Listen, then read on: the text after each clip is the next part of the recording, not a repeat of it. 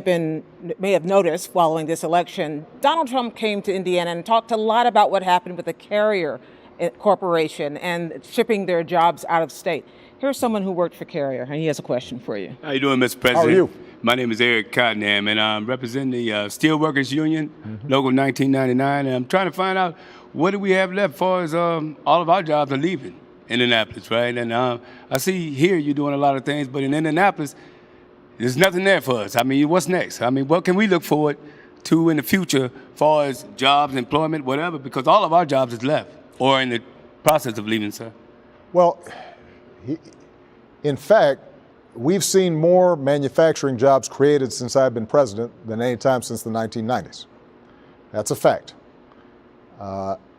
And if you look at just the auto industry as an example, they've had record sales and they've hired back more people over the last 5 years than they had for a very long time. We actually make more stuff, have a bigger manufacturing base today than we've had in most of our history. The problems have been, part of the problems have had to do with jobs going overseas. And this is one of the reasons why I've been trying to negotiate trade deals to raise wages and environmental standards in other countries so that they're not undercutting us. But frankly, part of it's had to do with automation.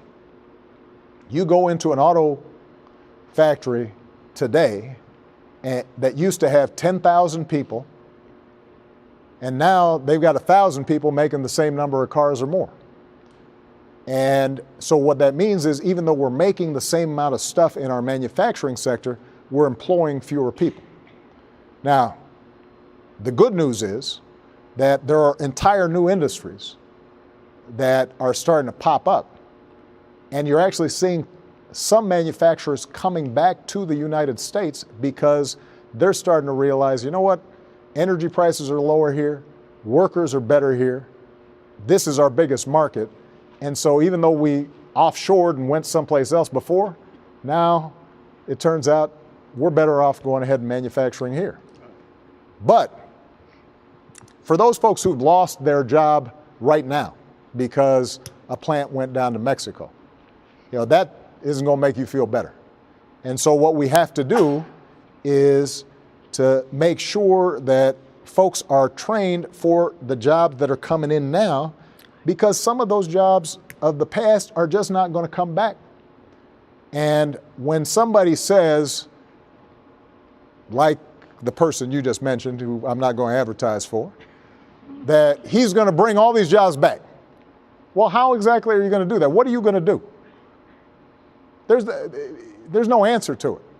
He just says, well, I'm going to negotiate a better deal. Well, how exactly are you going to negotiate that? What magic wand do you have? And usually the answer is he doesn't have an answer. So what I've tried to do, what my administration's tried to do is let's grow those manufacturing sectors like clean energy, like some of these new technologies that are coming up. Let's focus on those. We've set up, for example, manufacturing hubs where we work with universities, local businesses, local governments to create research labs that can take something like 3D printing or nanotechnology or all kinds of stuff that I can't really explain because scientists and really smart people know all about it, and said, let's invest in this so that when the new jobs come, they're coming here. But I got to tell you that the days when you just being willing to work hard, and you can now walk into a plant and suddenly there's going to be a job for you for 30 years or 40 years, that's just not going to be there for our kids, because more and more that stuff's going to be automated. And if you go into a factory, that kid's going to need to know computers or is going to need to know some science and some math, because they're not even going to be picking anything up. They're just going to be working on a keyboard. And that's why we put so much emphasis on job training, community colleges.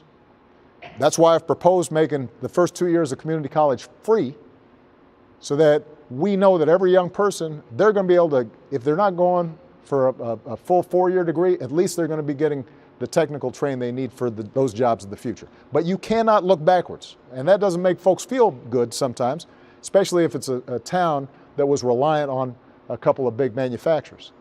But they're going to have to retrain for the jobs of the future, not the jobs of the past. Well, you